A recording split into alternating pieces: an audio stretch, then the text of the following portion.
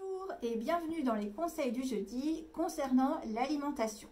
Aujourd'hui, nous allons aborder une question que se posent presque tous les propriétaires de chiens ou de chats.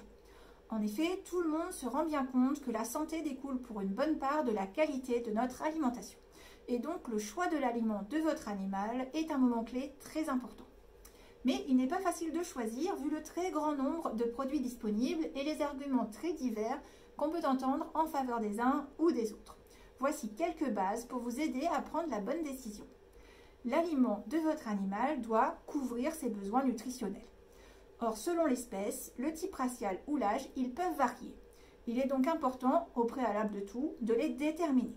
Quand c'est fait, vous devez considérer la composition de l'aliment candidat pour savoir s'il convient. Attention, il ne s'agit pas de la liste des ingrédients, mais de la composition nutritionnelle qui indique le pourcentage de protéines, de lipides, de fibres et de cendres. Elle ne figure pas souvent sur les sacs, mais on peut la trouver sur internet assez facilement en tapant le nom exact du produit.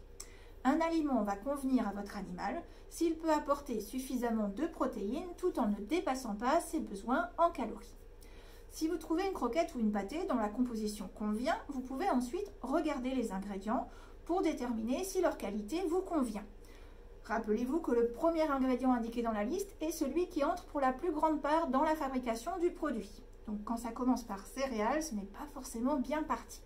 Et quand c'est écrit viande et sous-produits animaux, c'est un petit peu moins engageant que saumon. Enfin, il faut faire appel à son bon sens. Choisir une nouvelle marque avec un concept intéressant, un très joli packaging, mais qui ne décrit pas ses procédés de fabrication, en particulier ses températures de cuisson, ou qui ne laisse pas visiter ses usines, c'est quand même un pari risqué. Et penser qu'on peut avoir une très bonne croquette bien conçue avec des ingrédients de qualité pour moins de 5 € le kilo, c'est se bercer d'illusions. Nous aurons l'occasion de reparler de tout cela dans d'autres vidéos sur ce sujet très intéressant qu'est la diététique. Bonne journée, à la semaine prochaine!